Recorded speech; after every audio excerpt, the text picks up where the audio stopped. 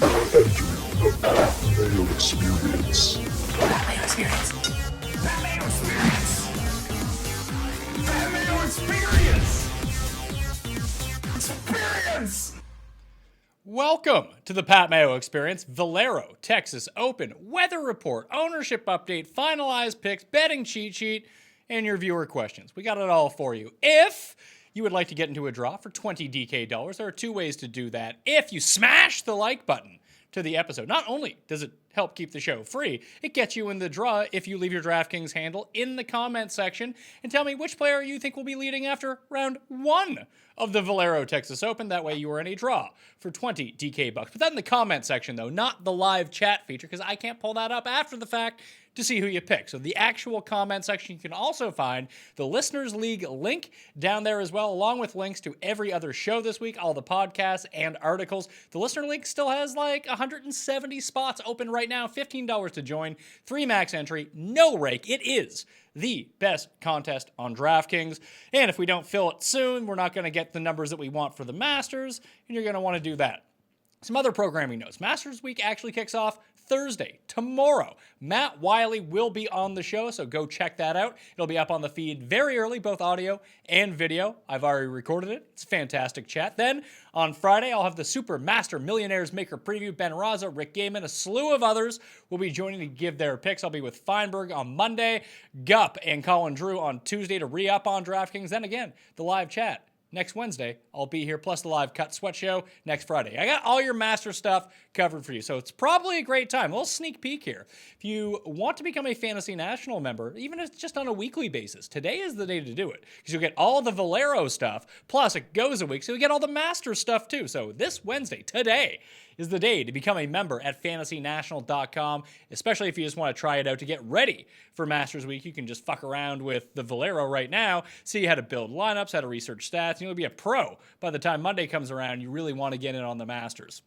Quick weather update to start. I've actually dumped it into the live chat, the feed that I'm using for the weather this week. The weather station is called San Antonio Windcrest on windfinder.com if you're looking for it. And right now, there doesn't seem to be a distinct T advantage. That doesn't mean I'm not going to still split it if I play 20 lineups. I actually haven't entered them all yet, but I'll probably allocate 3 one-way with the AM, PM, and then 3 one-way with the PM, AM. It does look like there's going to be rain overnight, so a bit of softer conditions, but the maximum wind gusts look like they're going to happen at 7, 8 in the morning, where the overall wind is low, the gusts will be high, where the wind goes up during the day, but the gusts come down. So it doesn't seem like there's a distinct advantage on Thursday. However, on Friday, it does seem to be a whole lot calmer in the morning, and that's as of now on a Wednesday afternoon. So those AM PM stacks may not be looking as good, even though those guys might have a better first round in the softer conditions. PM AM would be the preferable stack if you're going to split by T draws this week. That's just my thoughts on the matter. I'm still going to stack it both ways just to put myself into a position to get lucky. The only other thing that I really wanted to go over is I updated my picks cheat sheet that is up on my Facebook page right now, facebook.com/thepme, or you can check out the link that's in the description of this video or the comment section of this video.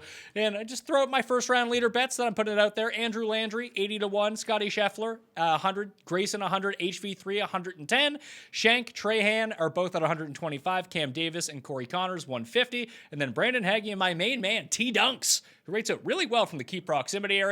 Problem is he's not that great, but he is 200-1 to be the first round leader. I have all of those with the top 5 each way for 1/4 of the payouts. And last time we played first round leaders, I hit both them. So maybe all my momentum is used up, but hopefully we can go back to back in the first round leader market. My favorite market in all of golf betting. From DK Live, joining me now, Reid T. Fowler on Twitter. So go follow him. Plus he has write-ups up there. Reid, what's going on, man? Nothing much. No, I'm excited for the Valero. I think, like you were mentioning, that you just want to fuck around at this tournament on Fantasy National. That's kind of what you want to do a little bit here at Valero. Obviously, the weaker field leading up to the Masters. There's some guys, a few guys that you kind of like here that have some marquee names. But it's a really good chance to get your beak wet with Fantasy National. It's a great site, obviously. But I like all those first-round leader picks because, yeah, you double-dipped last week, and that was nice. It was Seb Straka at 250 to 1, even though it was cut in half, getting the 125 to 1, along with the Damon cut in half to 50. Like he went from 100 to 50 to 1. Still a pretty substantial payout. It's really funded my golf betting bankroll now for the next few months. So I'm just going hog wild here. I actually added way too many names to the list this week. I just got whenever Neiman, List, and Si Woo all play in the same field, I bet them all every time anyway. So if you just take those guys out and just think that, Pat bets those losers every week anyway, they never win. Although Si Woo has paid off his season because of the each ways. It's the guys at the top I like. I really like this 20 to 40 area. What are you thinking for what are your bets this week? What are you looking at? Yeah, I like Answer at 33. I know Feinberg's on him as well. I got him too. Did I not put him in there? I can't remember. I think you did. Yeah, I got him at 40. He's down to 28 in some spots now. Yeah, I saw him at 33 when I was looking. So yeah, I mean, I think there's a lot of industry buzz around Answer. He's got that Texas narrative. He's been playing well. He's been playing better. And this is the type of tournament, right? I think Ulrich also mentioned too as well that a lot of these guys get their first win here at Valero. If they want to make it like Augusta, right? If they want to widen the fairways a little bit, make these greens a little bit faster, I think that opens up a little bit more. H33 is always a guy that you like at these odds. I mean, at 140, he always pops in some of these. He can't putt. And we talk about that quite often. I think that's the one consistent over each show is that ball striker extraordinaires who can't putt are the ones that we really want to look at. So especially here when you need a little bit more distance, you need those ball strikers. I really like HV3. And I know you're not on Trey Mullinex because he burned you that last time, but I think he's in for another good week this week. In fairness to Trey Mullinex, he did cash a ticket that was worth 55 to 1 for coming inside the top 5. I just wanted to cash that ticket for 225 to 1. I was just being greedy on it. I am going to use him on DraftKings, though. Did you put, when I was describing the weather earlier, where it looks like the PM AM might have a distinct advantage here, do you know whose name pops up? The only one of the players that are over $10,000 playing in that PM AM wave, do you know who it is? I think List. He doesn't List in the AM PM. No, so it can't be him. Over $10,000. Oh, is it Sanjay? It's Jordan Spieth. Oh God. Ken, I haven't figured out if I want to use him or not yet. I'm going to play 20 lineups this week. Should I throw him in like 2 of them? I feel those could just be dead lineups then, because Spieth is terrible. I guess, right. I mean, what other tournament? It's kind of a catch-22 because we kind of want him to potentially do bad, so his Augusta number bumps up a little bit Monday, Tuesday, if we can get him a little bit higher than what he is right now. But I don't mind it. I mean, at 10-3, getting a guy like Spieth, it's all about what he did in that first round at WGC. It's all about his Texas ties. I mean, because it's not about form. Yes, he's hitting the ball a little bit better, but he's still missing putts. So if this course does, even though it's overseen, this course is not necessarily as fast as it's going to be at Augusta. If Jordan is going to be someone that is thinking about next week and using what he's been using to get a little bit better with ball striking, then 2 of 20 is not bad. And especially if you're only doing, 20, 25 lineups and that bankroll is a little bit lower, I don't mind 2 of 20, but I'm not going to be using Spieth. Yeah, I mean, just having 10% of him in my lineups would be like probably double what the field is going to be, because he rates out to be the lowest owned guy basically from $8,000 and above. It looks like Graham McDowell might be lower owned, and maybe Denny McCarthy, but that's really about it. So fill up the live chat with your questions. We're going to get to them, get out of here around 2:25 p.m. Eastern time, because I'm on Sirius XM PGA Radio at 2:30, talking with Carl Paulson inside the ropes. If you want to check that out as well, we'll be discussing. I like talking to those guys because they're there on the scene, so they can tell me a few tidbits that maybe I'm not seeing so much. But let's jump into the chat. Soraya asks, in New Jersey, it has Ryan Moore at 45 to 1. Saw other books with him at 80 to 1. I mean, I saw him at 35 to 1 and 40 to 1, so I don't know where the fuck you're seeing him at 80 to 1. But do you think he has a shot to win? Yeah, I like Ryan Moore this week. I wrote him up in my column. I think that he has the nice course history here. The ball striking has returned. He missed the cut at Valspar, but that was all chipping and putting related. The driving and the long irons were actually quite sharp for Ryan Moore. So I'm not betting him, but he was on the very short list of guys. I ended up going with Answer over him, but if Moore wins and Answer doesn't, I'm not going to be super surprised. Yeah, same here. And this is really a course history play. Yeah, he like you see there, his ball striking is a lot better, and his around the green game is something that we obviously like. His long proximity, because he doesn't hit the ball that far. He's the type of player that you want at this course. He kind of falls into that Ryan Palmer type. Hey, they do well at Valero always, and I don't know if we touched on this, but I don't know if Ryan Moore is if he's qualified for Augusta yet. And so if you want to play that narrative that these guys, have this last chance to get in, I like Ryan Moore. I'm not going to be playing Bergegaard, so I mean, going up $100 more with Ryan Moore is something that I think a lot of people are going to do, and I don't mind it. I think it's a cash game play for me, though. Ownership percentage of Glover, Ben Ann, and Ryan Moore looking to take the lowest projected own. This is going to be really dicey. I don't know how much I'm going to trust the projections on that grouping of three guys. You throw Kokrak into that mix too, and they're all projected for quite a bit of ownership. But the problem is the way that roster construction works is that all four of them can't be super highly owned, despite the fact what everyone is saying that they want to play. So I have Kokrak around 20, I have Glover around 16, Ann around 19, Ryan Moore around 15. So Ryan Moore would be the lowest owned of those three, but I just have a sneaky feeling that Lucas Glover is the one that's going to end up around like 10 when it actually turns out. Yeah, I was just about to mention that it's probably going to be Glover of those, because there is buzz around the other three more so, and Glover was really a guy who came out early in the season that really surprised us, that he's hitting the ball a lot better. You take away Sawgrass, you looked at his stats, he stats out really nicely. So obviously if you're going back 36, 50, 24 rounds, he's going to stat out nicely. And so I would say if you're going GPP and you want to go that lower ownership, it's Glover for me out of those four. Also, the next question is, let's see here. How much Charlie Hoffman is too much Charlie Hoffman? Charlie spelled incorrectly as well. From Kevin McKay. I'm not actually using any Charlie this week. I'll probably just save all my Charlie's monies for my first round leader bet next week at the Masters, because now that I've realized that he's actually in the field, I'm good to go. Yeah, 8,200. I think that's way too expensive for Charlie Hoffman. I mean, he just hasn't been doing anything. You like him on the California swing sometimes. You like him obviously at Augusta, and you feel that there is some comparisons here with Augusta. Then play him. But at that price and just his current form, I don't like it. Let me dig into Charlie Hoffman here. What's Hoffman's ownership going to be? He's going to be around 10%, same as Badley. Man, this isn't an alternate event. I don't know why people are so fired up for Aaron Badley. It's not a chipping contest. You actually have to drive the ball quite well here. I know he's an Aussie, and Aussies play well in Texas, especially at this tournament. But maybe he ends up making me look foolish. I don't know. And as it pertains to Charlie Hoffman, just trying to look back to see what he's done here recently. I guess the 18th at Valspar was all approach and putting. Very terrible off the tee. And he'd lost on strokes gained approach in the three events before that. So it's really tough for me to get my mind wrapped around him, especially when there's just other players that I like so far. Like the next question is from Tristan. What is Ryan Palmer's ownership? I have him around 15%, and I'm not going to be playing Ryan Palmer, but a lot of the ownership will be sucked up there. But, Hao Tong is right there. Luke List is down a little bit more. I don't mind JB Holmes either. That I think I'd just rather go to those guys over Charlie.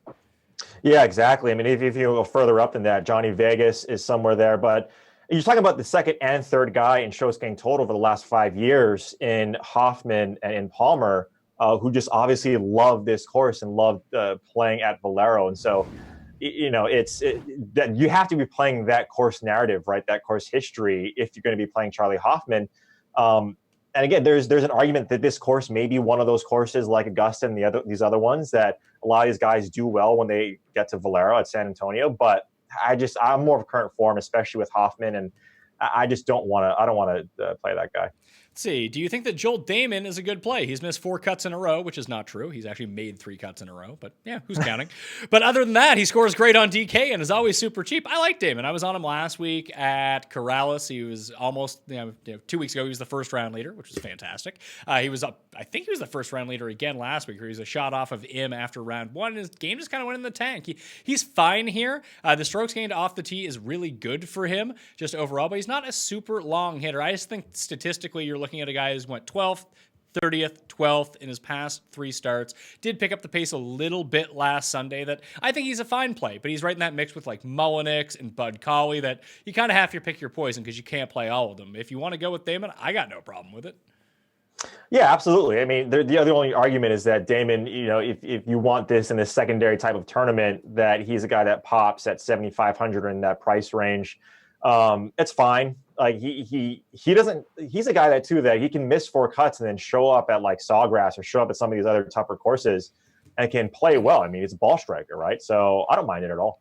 In the live chat, if you're leaving comments, you ask the questions to Reid and I. If you're responding to other people's comments, Reid, do you know what that gets you? Say it. The drum roll, please.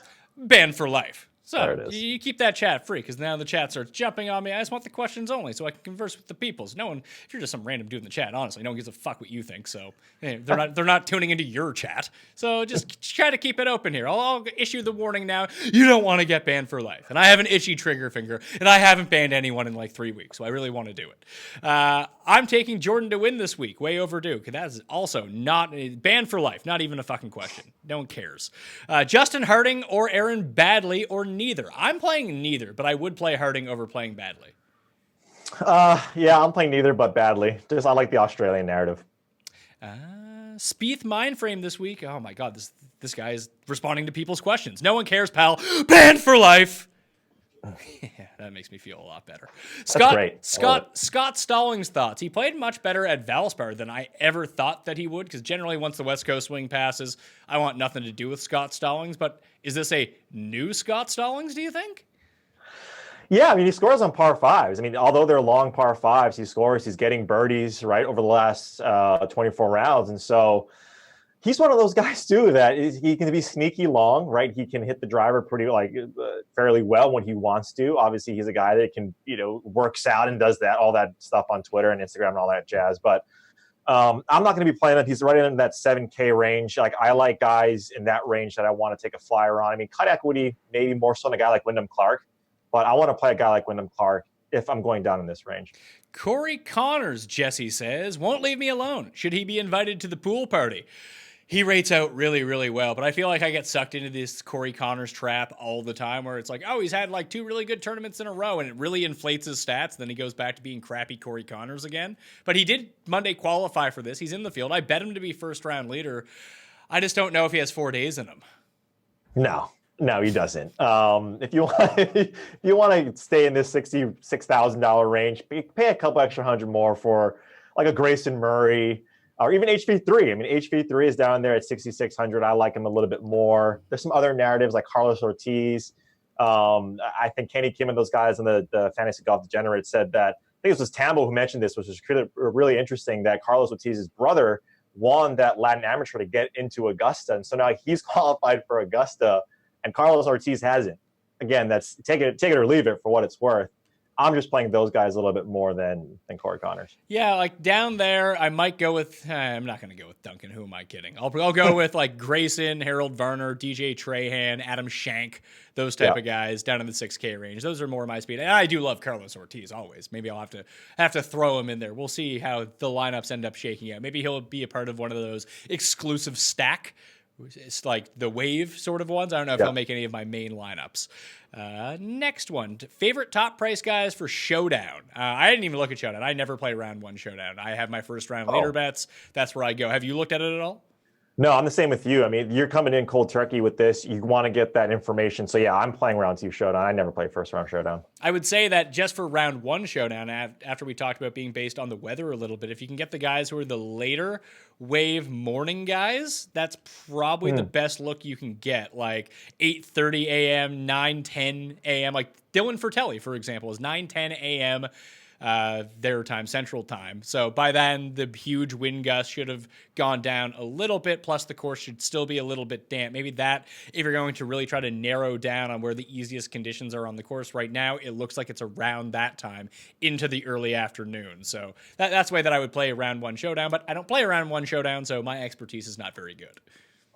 Yeah, same here. I mean, I always like going with the early waves, even if there's going to be a lot of wind. I mean, especially with this specific tournament and the specific weather report, you're getting those weather conditions overnight. It's clearly going to, like, if the winds are gusting at 15 to 20, it's not going to be bad, right? It's those big ones when they're like 40 to 50 and these guys have to hit and they're on the clock, whatever the case may be. But I'm not too worried. It's those sustained winds that really worry you. I just like playing AM, those waves, a lot more, just because obviously that's where you get those softer conditions. The guys aren't stepping on the course. That wind is not blowing out the moisture on the course. So that'd be my only tidbit to add to that. Dane says, surprise, you don't have an each way or first round leader on Adam Svensson. Thoughts on him this week? Well, it's very clear that I don't love Adam Svensson this week because I have nothing on him. He's missed 4 of his past 5 cuts. The only time he made the cut was a top 50 finish that just seems out of sync. Like, maybe we'll get back on Adam Svensson when like the Greenbrier comes around, or maybe some of those middle summer events. But right now it looks like his game is out of form. Did you see anything with Adam Svensson? No, nothing. It really hurts him too for me is that par five scoring. I mean, he's good with the long irons, but it just that's 6,300, right? I mean, if we're talking about DraftKings, but even the each ways, and again, we talked about if you can get guys like HV3 and some of these others that we have more confidence in. Svensson was a popular name earlier in the season, but I'm just not on it, especially at that price tag. No way. Dylon asks, this guy Spunky really likes Dylon Fratelli. Do you guys like him? Well, I mean, I didn't bet him because I don't like him. Put it that way. At $7,300, I think he's a fine price. And when we're talking about Valero, he had a T20 here last year. He's coming off a top 20 finish at Corrales last week. And when we're talking specifically about the Oaks course, is that the discrepancy between driving and approach, as opposed to other courses, approach clearly means more, like it does every single week. But that gap is narrowed more here. And Fratelli is one of the best off the tee players in this field. So I think this is a very nice spot for him, not to overlook the fact that he has those Texas ties as well. You can't overlook that narrative. Right, exactly. I mean, there's another guy too, and I know you and Feinberg mentioned it with Chesson Hadley. He's someone that I'm focusing a little bit on. I don't know how heavy I'm going to be on Chesson Hadley just because he can really screw you. He can do well for 9 holes, and then he can just completely blow up in the back 9. But he's another guy that I'm looking at in this range. Just if you want to save some salary, if you think the Mullinexes, the Damons, even Neiman at 76 are going to be higher priced because of Neiman obviously doing well here last year. I do like Chesson a little bit in this price range as well. Just to bring up Chesson, Brian asked, do you like Chesson Hadley as a pivot off of Nick Taylor at lower ownership? I actually have Nick Taylor projected to be double the ownership of Chesson Hadley this week. Nick Taylor's like a sneaky sleeper here. Also another good player off the tee. The problem with Hadley is he's played really well in the wind in the past too. His Puerto Rico win a few years ago was actually like in extreme wind conditions. But if he misses the green, he's so fucked that it's so hard to put any sort of stock into him. I do think I like him more than Nick Taylor, though, just objectively. Right. And I mean, again, if we're seeing something too, and I do think that they are going to make this somewhat, maybe not in this year specifically, but years to come, where they're going to shave these greens a little bit to emulate the Masters, especially with this schedule change now, this being the tournament before as opposed to the shell. I think you're going to need to round the green in this specific matchup. So yes, Chesson, if he does miss it, he's completely not going to be someone that's going to do well. But the approach is getting a little bit better. Like you mentioned, he does play better in windier conditions. I just like that ownership fade. Nick Taylor is a nice play, but if you're getting him at like 10%, 12%, you're getting in that range in his price, I'd just rather pivot off of that guy and go with Chesson. One of the big things, too, if you become a member at fantasynational.com right now, like I mentioned, if you get it on the weekly plan, you get Valero and the Masters for next week. I mean, that's double dipping on your savings right there. So instead of $10 a week, it's really just $5 a week. You won't get Showdown for next week after the tournament starts. You can build your Thursday lineups if you wanted to, but you'll get that full week of research and all the access to the tools and the stats. In the ownership projections right now, I can just tell you that Fantasy National members, because if you are a member, you can see what other members are doing as a collection. That right now, like I said, like 6% calculated ownership for Chesson Hadley among members of Fantasy National. And then you have Nick Taylor and he like leaps off the page. It's stunning. 13% ownership. 46% of people have actually favored him in constructing their lineups this week, which really blew my mind. I didn't realize he was going to be that popular.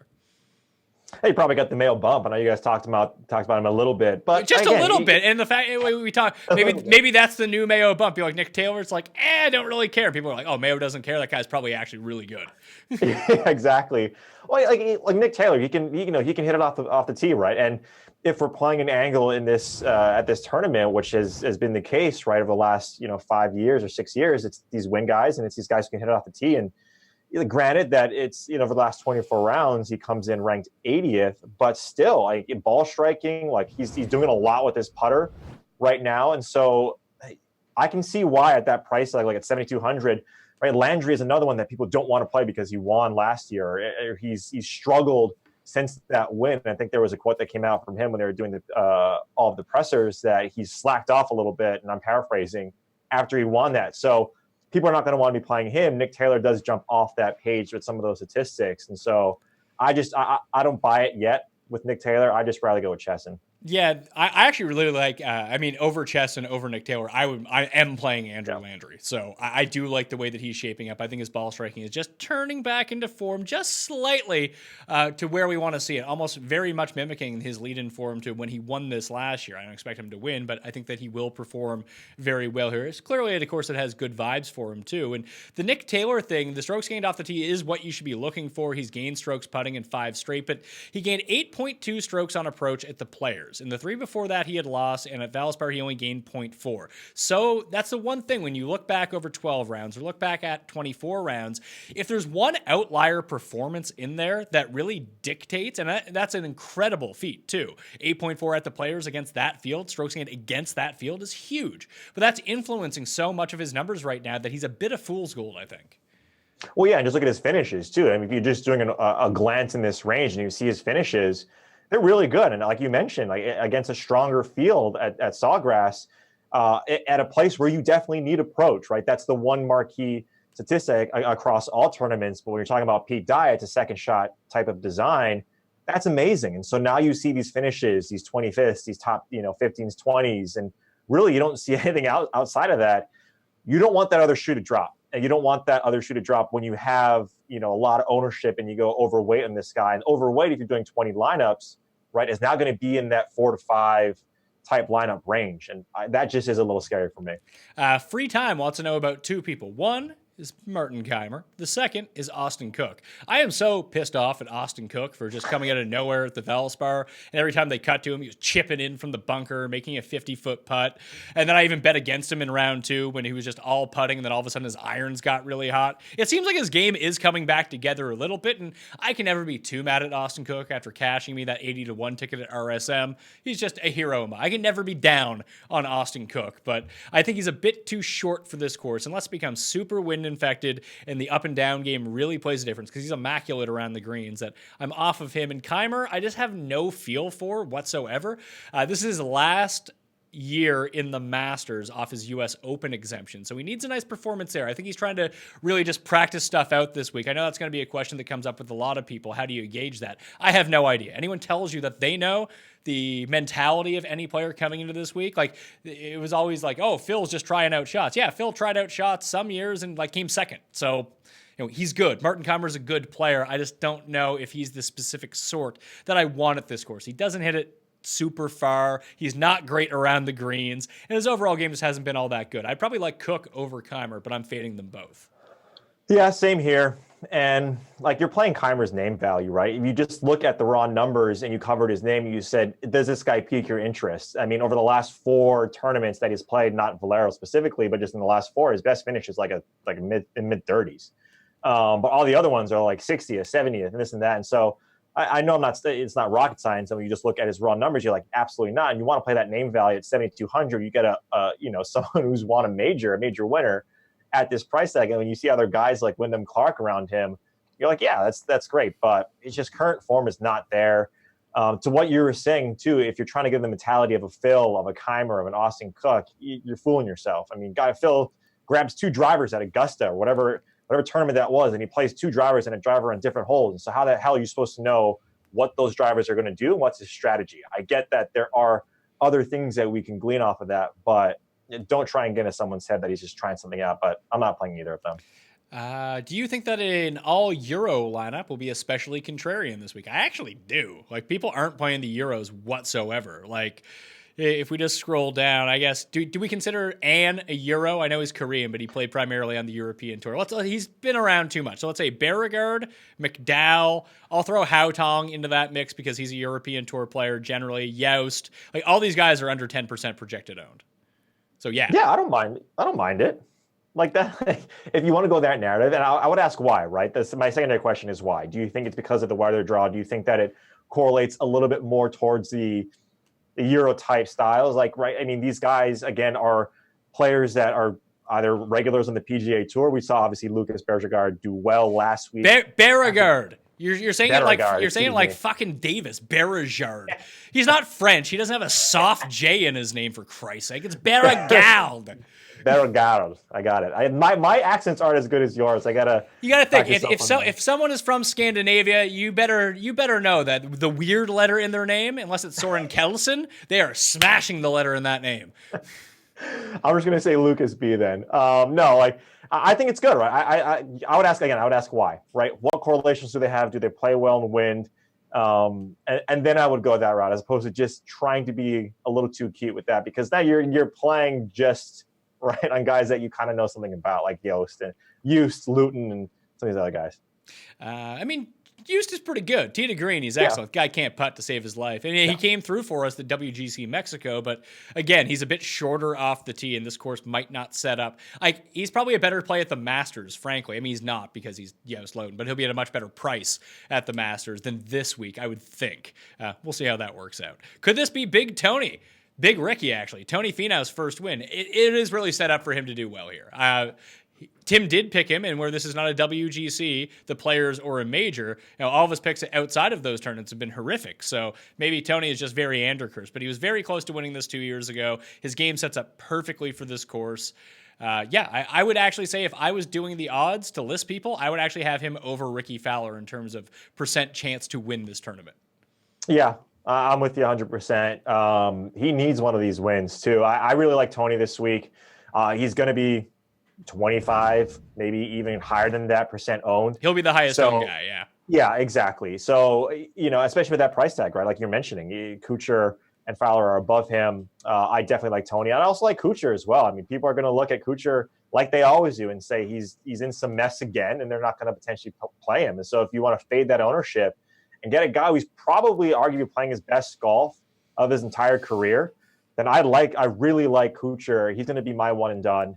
But if not, right, if he, for whatever reason, if he WDs before this because he's too tired and he wants to wait for Augusta, then Tony would be my second pick. Well, I'm just looking at the FantasyNational.com simulator right now. Another tool that you can get if you're a member at FantasyNational.com. And the simulator agrees with me that Tony Finau would be the favorite in this. He's actually a value per the simulator, too. They have his actual odds around 50 or 11.5 to 1 to win, with the market at 16 to 1. Fowler second, Kuchar's third. That's should be no shocker. They're the top three in odds. Right. Do you know the number 4 guy is on that list? It better not be Spieth. Sanjay. Spieth is actually number 5. Daniel Berger is number 4. Oh. I don't know if I buy it. This is not St. Jude. I mean, you only win St. Jude and Zurich, and I looked at Berger, right? Because these are the kind of type of tournaments that you like. But Berger plays well in these shorter courses where he can really hone in on those wedges. And even then, right, he's not been playing well. He's been battling some injuries. But that's interesting. I would have never guessed that Berger would be in the top 5 in the simulator. I wonder what they're pulling there. Yeah, I mean, I don't know. It's what the simulator is spitting out. He's one of the better values on the board. Him and Matt Jones. And I do like Matt Jones a little bit. Eric asked, thoughts on the overall fate of everyone already at Augusta? Worry about the don't give a fuck play in WDs. I feel like that narrative is overrated. We don't really see it all that often. Yeah. No, don't worry about it. Like we mentioned, like trying to get in someone's head.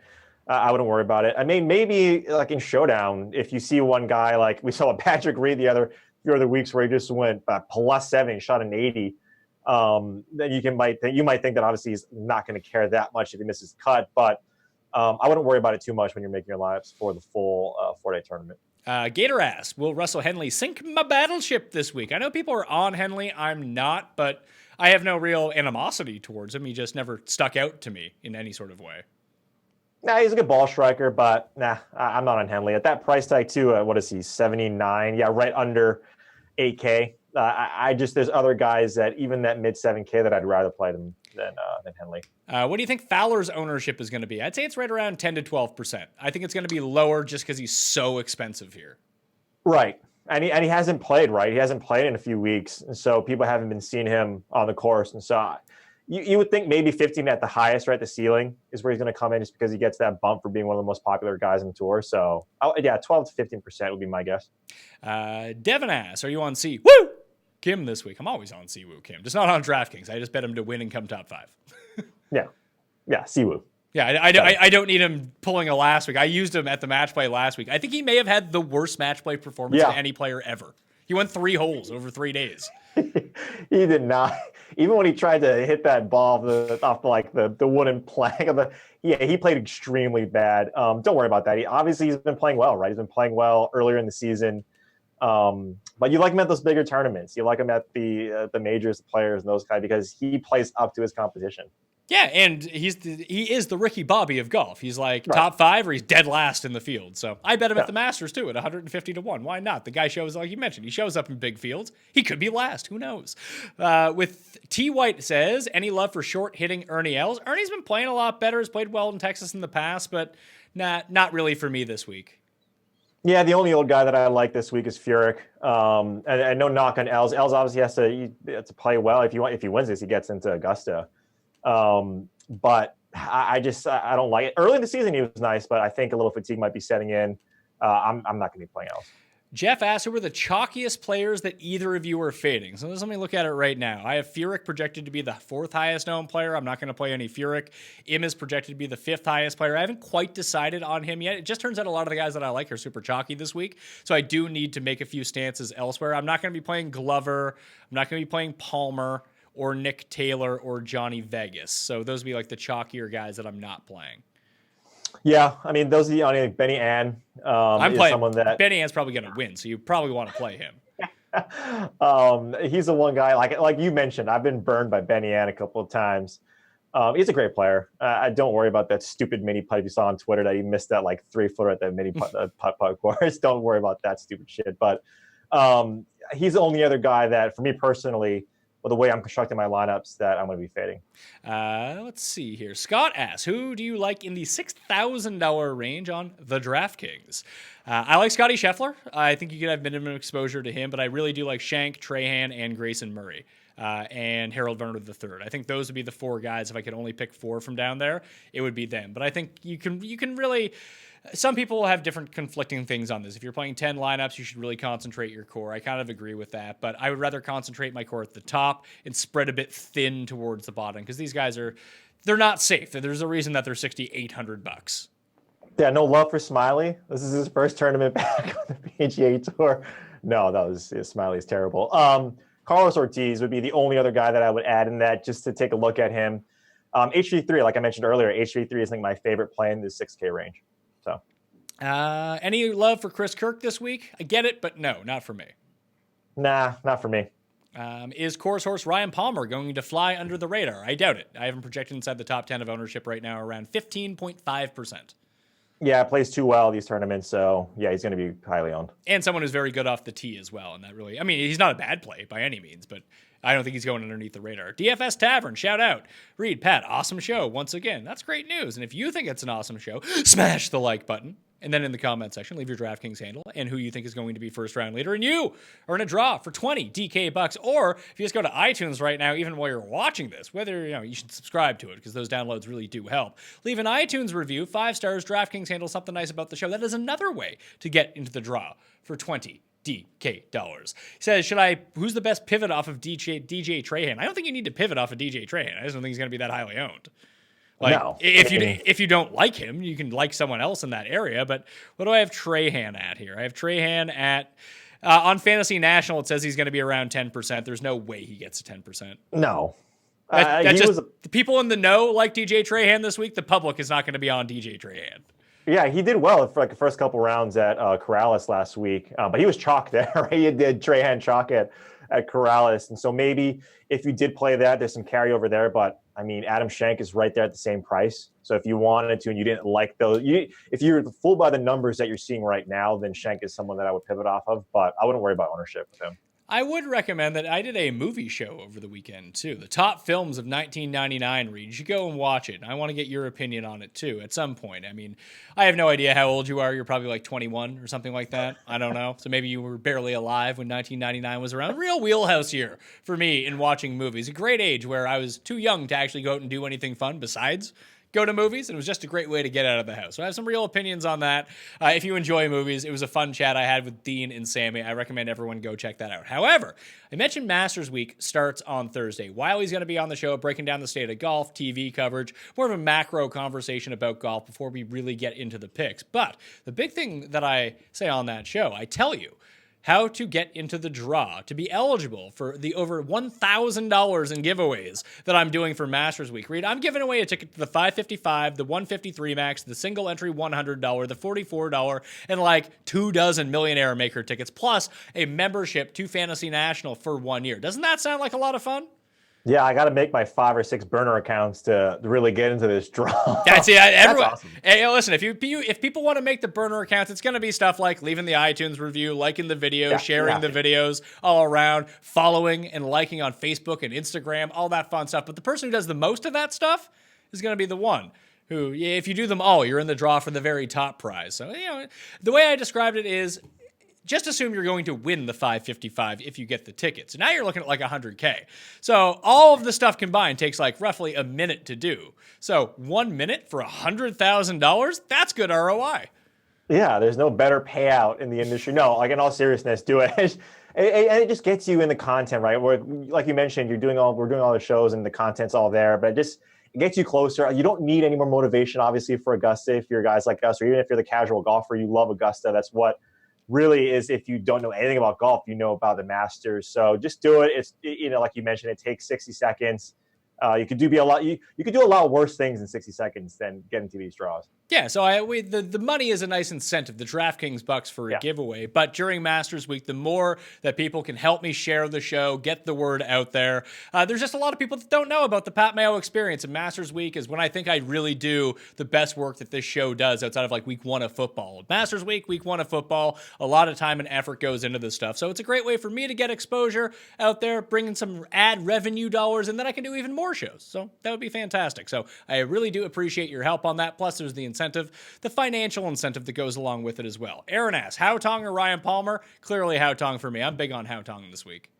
Yeah, I like Haotong this week. And I think you mentioned with Feinberg too, and even yesterday on the DraftKings show, like he is a player. If you just look at his overall golf ranking, is a ton better than a lot of guys where he's around. I mean, he played well last week. He showed a lot of promise, and coming into this type of tournament where the guys, if you just go on based off of talent alone, I think you can really make an honest argument that Haotong in this price range is better, right? It is better.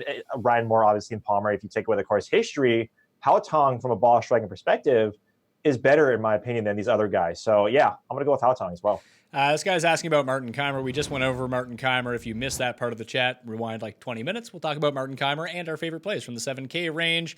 Riku asked, any love for Furyk? Ownership projections. He ranks out number 1 in my model. He actually ranks out very highly for me as well.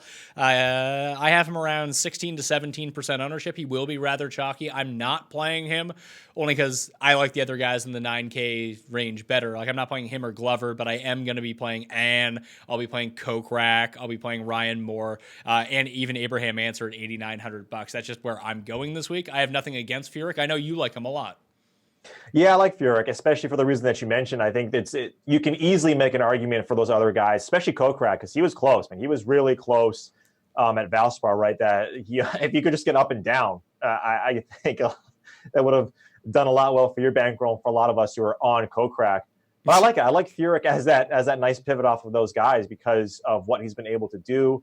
I'm not worried about fatigue. I think he's past his injuries that were plaguing him a year or two ago. So I really like Furyk. Again, that 9,600 Furyk is tough, right, to swallow, but I like it.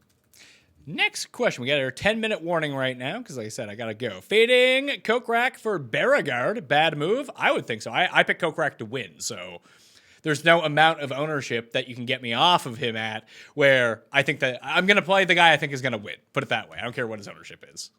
Yeah, you're not necessarily fading, though. I mean, that price differential is quite a bit. And so there's no real guys at the top that, like, there's no Dustin at 12-6 or Rory that would potentially garner that. I like Kokrak a lot better. Do you like Beauregard at all? Because I don't even think I'm going to play him. I have a better chance of using Loughton in my lineups than using Beauregard this week. Yeah, I honestly think he's a decent play next week. I'm actually the opposite of that. I don't think he's a great play at the Masters, but where his price is so low, I think a lot of people are going to be on him. So I kind of hope he finishes like T9 this week. Yeah, that's true. Yeah, the prices already came out for the Masters. Yeah, I mean, you saw with what he was able to do. I mean, those irons and just the putts that he was able to make down the stretch, right, against some marquee names like Tiger and Stenson. That's really nice. But I mean, at 9,000, I don't like it at all. Lineup building strategy, balanced or stars and scrubs? I'm going more balanced. However, I do think that a stars and scrubs build, especially with Ricky Fowler or Matt Kuchar in it, is going to be super contrarian. Like, it doesn't matter who else you play in your lineup. You play the 4 chalkiest low-end guys that you want. Just very few people are taking that build. Yeah, exactly. It's stars and scrubs for me just because of that contrarian. And you can easily get, I mean, we talked about some names in the 6K, so stars and scrubs for me. Cameron Tringali or Chip McDaniel at $6,000. People love Chip McDaniel this week. Really opens up the 10 and 11K. If you had to play one of them, which one would you play? You know what? I'll bite the bullet. I'll take my main man, Chip. I mean, it's funny that Chip you can play Chip in one, you can play Shank in another, and hopefully one of it works out. Didn't Chip fire off like 9 birdies like on Sunday at like Corrales or somewhere? I think it was Saturday, and like he was unstoppable for a stretch. He was like, "What the hell? Who the hell is Chip McDaniel, and what's going on here?" But listen, he's the bare min. If you got a feeling, go for it. Why not, right? Yeah, Tringali, no. Give us Daniels. Yeah, Drew Matthews, who was on the show on Tuesday, was big on Chip McDaniels. What does Lucas Beauregard's ownership look like in comparison to the players around him? Significantly lower. Put it that way. 3 to 4 times lower than everyone else around him, besides like Graham McDowell.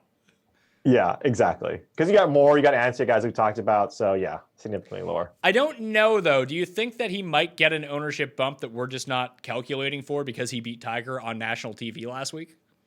Yeah, but how many casual guys are playing Valero, right? Like how many people are rolling over?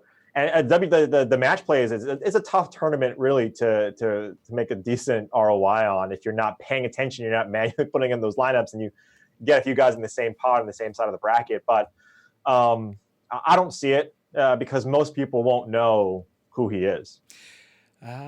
Brian and Gator have Johnny Vegas questions. Pat, do you like Vegas over Answer? Vegas half the ownership. That is not what I'm seeing, by the way. I have them right around equal. Although with the way that the odds are moving, maybe Answer will be a slightly higher owned. You could argue he's in better form than Answer. Thanks. It's been a lot of putting with Johnny Vegas, which I just don't trust. I think they're both fine. I just prefer Answer. Yeah, same here. Both Texas ties. When you look at Answer, does Answer have Texas ties because he's from Mexico and that's close to Texas? No, I think he lives in Texas, right? Texas. Oh, okay. You got scared there a little bit. I just like Answer a little bit better. The ball striking is there, like you mentioned. Vegas putting obviously definitely scares you. Just a little bit. See, he played well at Sawgrass, right? Vegas did. So I don't mind it, but I just like Answer better. This guy says, if you want a min play, that'll make the cut. He knows all about Chip McDaniel, but KJ Choi will make the weekend. By no means name dropping, but I'm good friends with his caddy, AJ Montesinos. I don't know how his caddy would just know that he's going to play the weekend, but if you're in on KJ at the min, go for KJ at the min. I think I'm going to take a pass. Yeah, same here. I like that though. Not to name drop, but right, you don't believe anything before the putt. Yeah, not to name drop, but I'm friends with KJ Choi's caddy. I'm a pretty big deal. Kind of a big deal. Yeah. No, I like KJ against someone else who has Texas ties. A lot of the Korean golfers actually do live in Texas because of that. And that's a Kenny Kim. Like, definitely listen to the Fantasy Golf Degenerates. It's really good content. But that's what he tipped me on. That a lot of guys in that range, with KJ Choi, do like to live in Texas. So if you want to play that narrative that you have a tip on something with KJ, then play it, but it's not for me. Let's see here. Hey, he does go on to expand on this. He was Y. Yang's caddy when he beat Tiger in the 2008 PGA Championship and Streelman's caddy for 5 years. Anyway, AJ and myself are San Antonio natives. He told me KJ is rounding into form off a long injury. Absence, loves this course.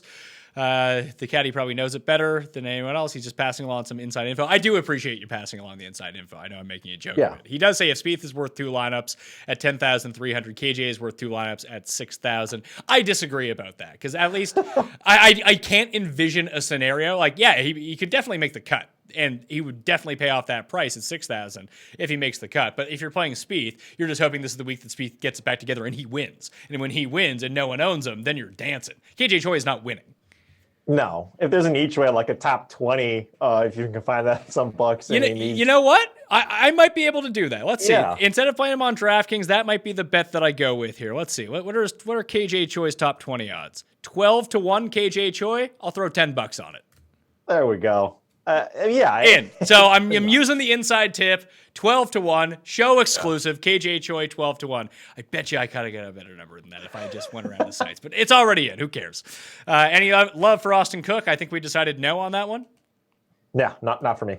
I just checked the Masters field, and it looks like Joost Luiten isn't in. That's weird. I guess he needs a win this week. Maybe I think he was an alternate for the match play. That's what he's doing in Texas. I guess if he wins, he's in.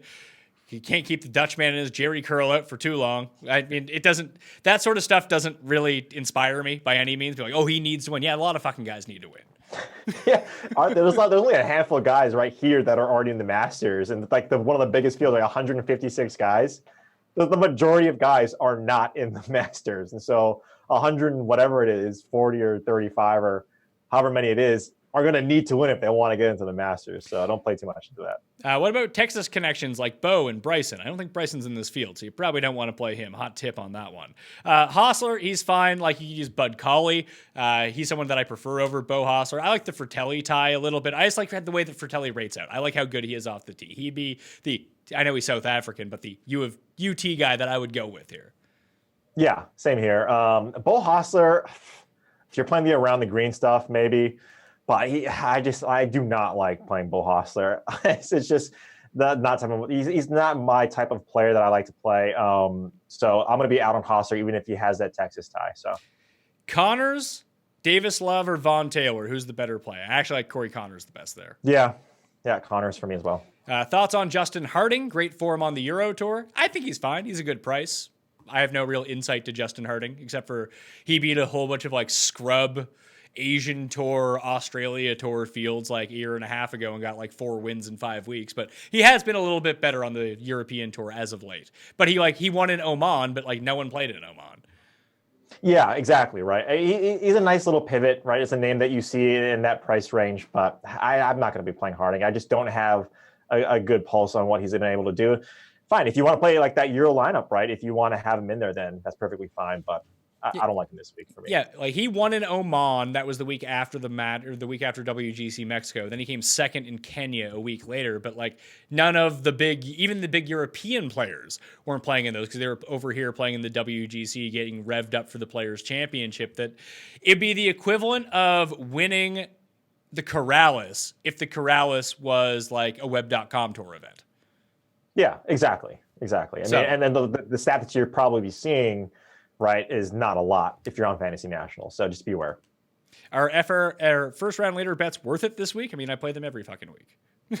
Yeah. Sure. Yeah. May have addressed this already. Who projects with the lowest ownership between Answer, Glover, and Ann? We did address this at the very beginning. It was one of the very first questions. So you can go check that. Can Im get in the Masters field without a win by the top 50 world ranking league? Currently 57th. No. The top 50 closed after last week. He needs to win and get in. Had he have won last week at Corrales, he actually would have cracked the top 50 and got in. So that was his best chance. Yeah, I was a week early on the Graham McDowell call. I mean, I'm happy for him that he got that win, but Sanjay could not make a single putt on the weekend. And just looking at it Sunday, but he still played well, right? He still kind of battled in there and he just couldn't make a putt. But yeah, I mean, if he does well, obviously he gets in. So you like Sanjay. He's one of the better rookies, probably the best rookie that we've seen so far. So we have 3 minutes left. If you have a start-sit question, a one-answer question, now is the time to get these rapid-fire questions in. We'll get to as many as possible, but if it's something you need expanded on, you probably should have watched the entire show. I've done like 4 hours worth of content this week, so you can probably go back and glean a little bit from there. Plus, like I said, I'm going to be on Sirius here in like 8 minutes, so we can go figure that out too. Any interest in Stallings? No for me. No. Hickok has a very odd top 5 to DraftKings pricing. Very interesting play at 7K. I'm not playing him. Nope. Who is your top play in the 9K and 8K range? Kokrak and Ben An in the 9K, Haotong and List in the 8K. Yeah, same here. Okay. Connors or Carlos Ortiz? I'll take Connors. I'll take Ortiz there. Now we should make a bet on that. Oh, okay. $25? Let's do it. $1,000? No. I need to save it for Augusta. All right, I'll take Corey Connors. You get Carlos Ortiz. Right. Billy Horschel, some good results. Is he going to be low owned? I doubt it. Everyone besides me is talking up Billy Horschel this week, as I've seen. Yeah. No, I'm not on Horschel as well. Thoughts on Nick Watney? I actually have none. No. Were you digging deep into the Nick Watney range? Never. And if it's not a California swing, then no. More upside, Trahan or Clark? I actually do think it's DJ Trahan. I like Clark. I think he's trending in the right direction. Driver distance obviously is something that I like here, so I like Clark. How heavy are you in on Ann? I actually haven't constructed my lineups yet, but I beat him. I bet him. I'll beat him if he doesn't fucking win for once. Just make a few putts, Ben, please. But I assume I'll have like 35-40% exposure to Ben Ann on DraftKings. Yeah, like I said, I'll be fading N just a little bit. So 10% for me. I'll be underweight if I do play N, but I'm going to be fading him in most of my lineups. Did he get that PM AM good time? Yeah, he's in the PM AM draw, which I do prefer as well. So that's nice. Prediction for Spieth this week. I'm hoping he misses the cut. I'm not going to lie to you because I want to see that number get to 30 for the Masters. That's the only way I'm going to end up betting him if it gets to 30. But I'll say that Spieth has like a really hot round and he comes T36. Yeah, so I was going to say like 33rd or 35th, which is like it's purgatory for us that we want Spieth at that higher number at Augusta. But yeah, I think he gets in those 30 or 40th place range. Start or sit Roberto Castro? I'm not playing him. No, sit. Who's your guy this week that no one is talking about that you think can surprise? I don't know. Are people talking about Varner? It feels like they are. You know what? JB Holmes. How about that? Or Landry. You know what? Landry's the guy. No one's talking about Landry except for that he sucks. I actually think he's going to have a good week. I wrote up HV3 in my column. I like him a lot, but Wyndham Clark is someone that I really like who probably isn't getting a lot of buzz. Thoughts on L's? We just went over that. Final question, Reed. Is Julian Etienne a good DraftKings play at $6,700? Paul Shaughnessy always has the good Julian insight, don't you, Paul? Yeah, he's only for fantasy nerds only because the guy's never good, but he pops statistically. I'm not playing him. I played him last week and he burned me, so no. Yeah, I'll play Shank over him. Reed, tell everyone where they can watch you, find you, and follow you on Twitter. Yeah, Reid T. Fowler on Twitter. All the links to DK Playbook and all the stuff that we're doing. Obviously, my column is up there as well. All the content that we're doing, just not just for golf, but leading up to obviously Augusta, the NFL draft, all that stuff is going to be on DK Live. But for me specifically, it's going to be Reid T. Fowler everywhere.